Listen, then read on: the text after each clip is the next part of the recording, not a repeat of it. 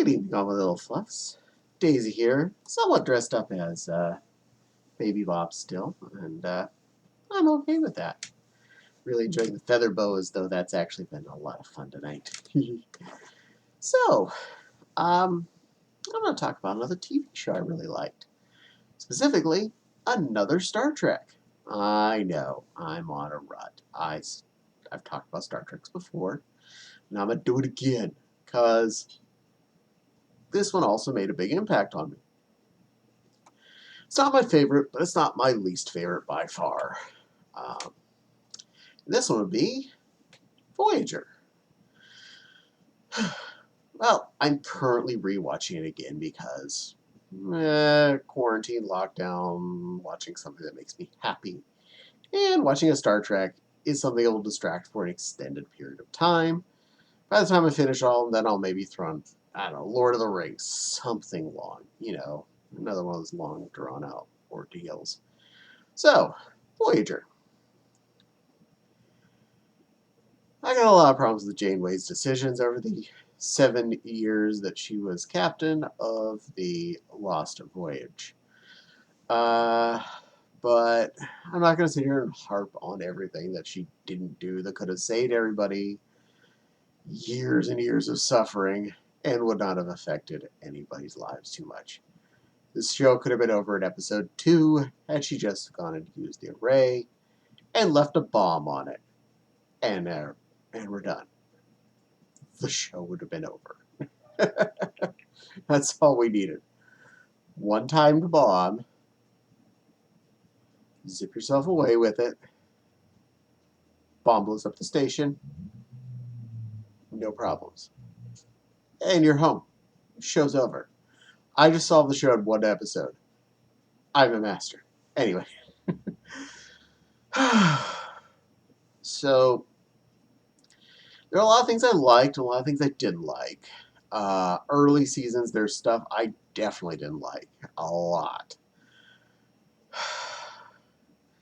The first few types of aliens they ran into pretty much all annoyed me.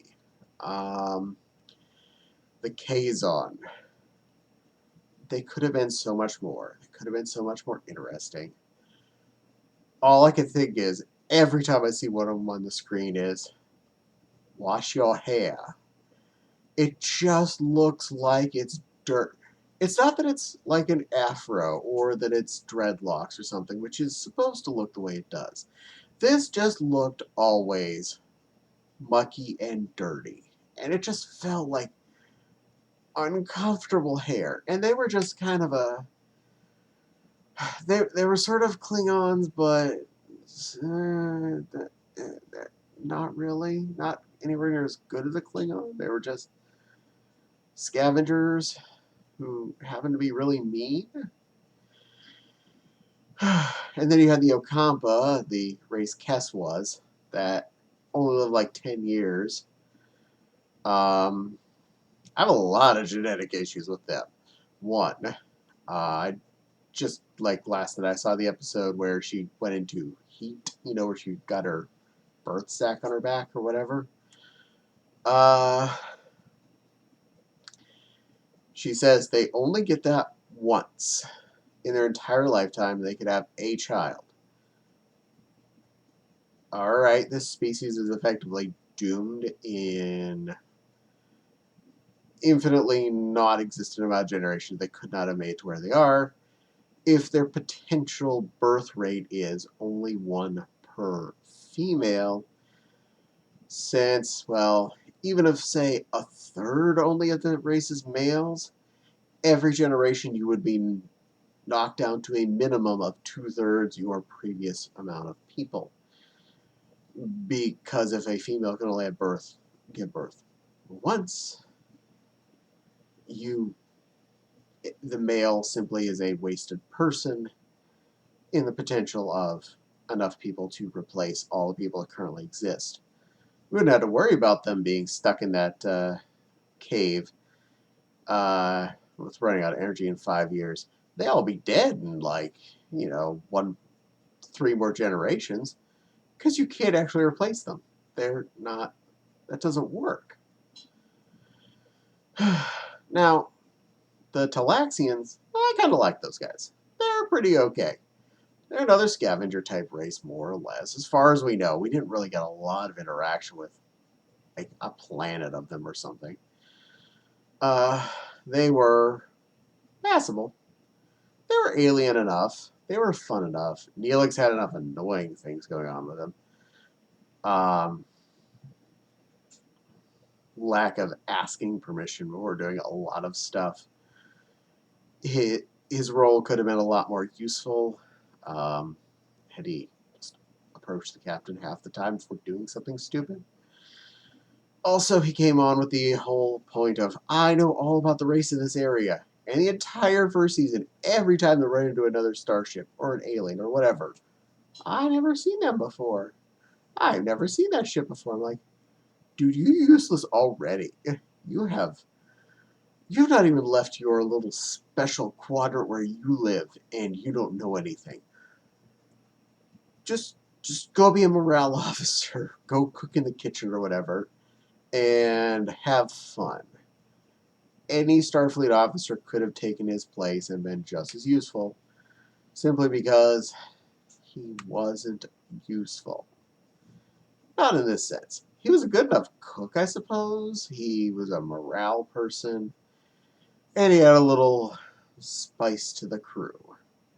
Cass was fine at all herself, but she was too perfect and kind of bland. I didn't miss her when she eventually went away. Um, Seven of Dimes replaced her and was just bland with boobs, so could have been written better. Could have done more with her, but eh, probably was better. At least we had some cool Borgy things go on when she was there. Uh, as we progress out of the first section, the first region, the aliens start getting more interesting. The interactions start getting more fun. Um, the hunter race, I forget what they were called, the Hirogen, I think.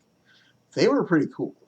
Uh, any interaction with the weird dimension that was screwing with the Borg, those super duper CGI aliens, that was fun. All that organic starship stuff was awesome. Loved that stuff. Uh, the Borg sections were a little too short for my taste. I wish we had more Borg go on, but all the interaction we had in those sections, awesome. I loved that. Especially all the Borg on the ship. Um, and of course, later getting the Borg children. That was pretty cool. Um, all the different races we saw past Borg space.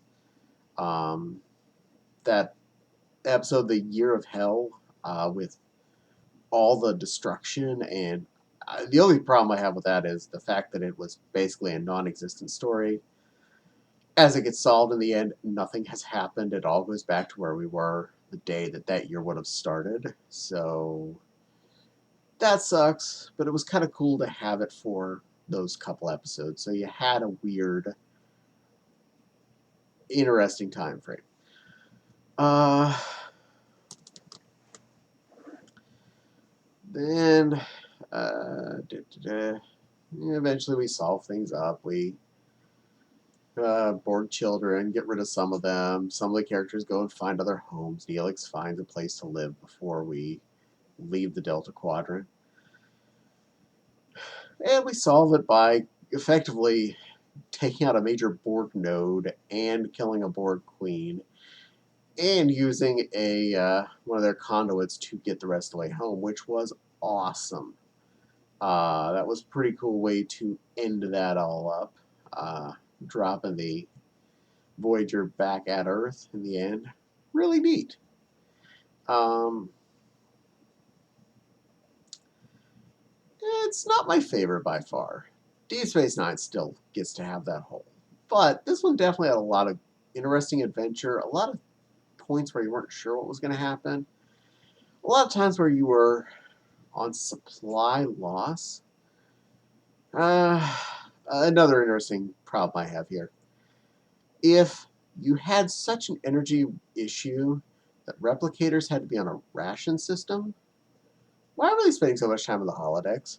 You'd think, the energy to replicate a cup of coffee is nothing compared to emulating a giant room full environment for you, which does not end up having consumable. It's just a spend of energy. Put some YouTube on your little monitors at your desks and enjoy something that didn't involve you getting into a life interaction space. You're in space. You are in an adventure. You don't need to spend your time in a bar in France. Yeah. But their constant lack of fuel or food or whatever at least made for good interaction points where they would interact with different planets and different species and whatnot. So that's a thing. It's definitely one I would recommend watching if you're a Star Trek fan. You haven't for some reason watched it yet. I don't think I spoiled anything here. By the time you get anywhere near the end parts, you'll have forgotten what I said anyway. So that's a good thing. Uh, yeah, it's a fun series. So, well, that's about all I can say about it. So, definitely want to thank you all for watching and spending your time with this cute little bunny dressed up in a green dinosaur. A lot of feathers. So, love you all. I hope you're all staying cute and fluffy and doing something fun tonight. Don't forget to like, comment, subscribe. Hit that little dingly bell. Hit the little dingly bell. It makes YouTube happy and lets you know when I post a new video. And the Patreon link is in the description below if you're so inclined that you would like to support this channel financially. Every bit does help actually make things better. And I appreciate every penny spent. And I definitely want to say thank you to all my Patreon, mwah, including a little sissy puppy who's watching all the way to the end of every video, probably watches this. And I just want to say, I hope you're enjoying being all wrapped up in feathers too. At least you should be. I know you ordered a feather boa, and I hope you're enjoying it. Okay, all my little puffs and fluffs. Definitely keep cute and cuddly, and I hope to see you all again on my next video. Bye-bye now.